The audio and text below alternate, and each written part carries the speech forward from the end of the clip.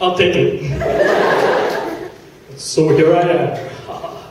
And I kind of have a hard time understanding American culture because the only exposure to it I have is through television and movies that I watch. So according to me, all America is full of is violence, sex, drugs, alcohol, money laundering. Was that for drugs? Alcohol. You know you're in a university when you get a reception like that. Well, anyway, it's sex, drugs, alcohol, money laundering, fast-moving trains that no one can stop, and one really, really rich kid who invented Facebook. What's up with that? Anyway, so my first day here, I was sitting in the orientation circle, and the orientation leader's like, why don't you guys introduce yourselves? So I was like, me. My name is Kabir, and I hear voices in my head. And the orientation leader's like, it's not that kind of meeting, man. No, but it's true, I do hear voices in my head. And they're not like regular voices you hear. I mean, not that regular people hear voices. Mine kind of sounds like Donald Duck. You guys know Donald Duck? Yeah, that's right. Just, my mind is always blank until sometimes Donald Duck just acts up and goes, "You're fucking crazy, man!" I have no idea what to do. And the funny thing is that this Donald Duck kind of has Tourette's. So he just goes,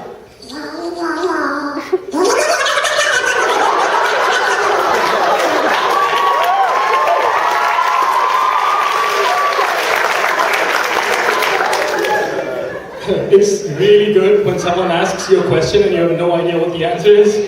Just sitting in math class and like, what's the differential of f of x?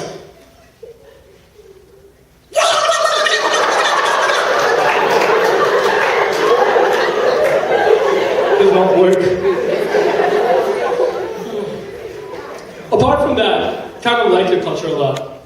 And with this voice and this skin color, I have a really hard time here. Every time I'm going through, like, an airport, I know, right? That's the only time they ask me about my ethnicity. I'm always, like, walking through security check, and then this one small little dude in the side will just go, "Hey, you! Come here."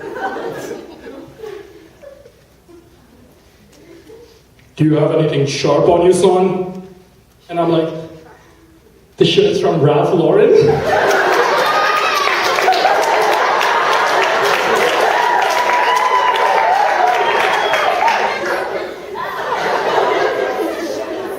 Yeah.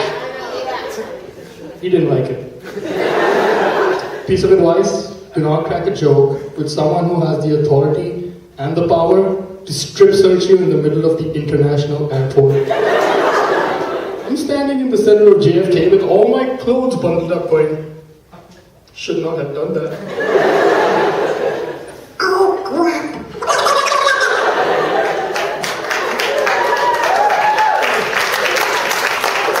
Apart from that, I'm really excited to be here in Philadelphia especially, because that's where I hear the greatest minds of our generation come from. I mean, not PhilaU. No.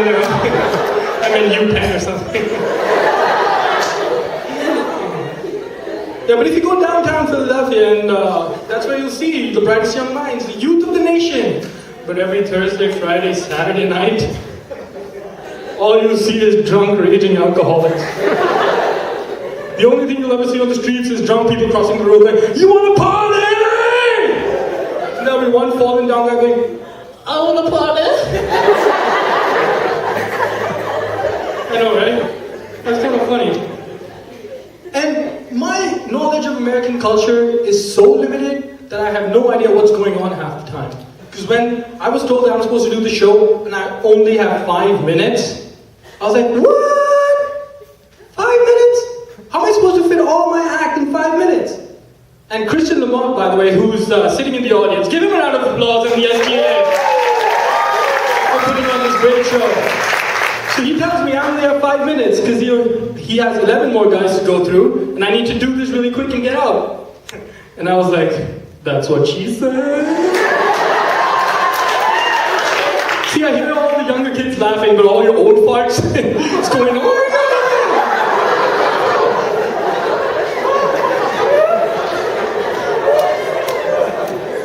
Anyway, this has been really fun, and I just want to say that I really like Andrew Kennedy. Just a little intimidated by him, that's all. I mean, and a lot of people ask me, is stand-up comedy hard? Like, is it difficult? Do you get nervous? Well, hell yeah, I get nervous. I've peed 17 times in the last 15 minutes.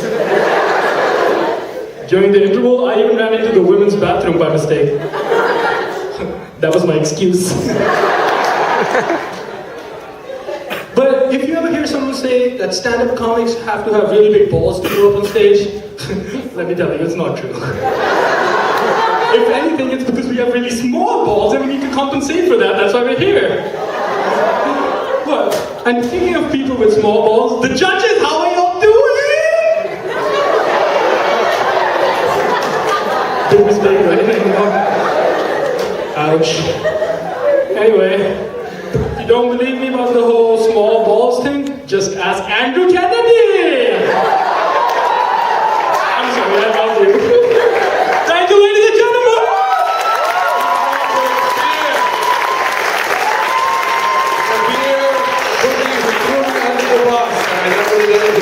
Great job. How long have you been doing stand-up comedy for?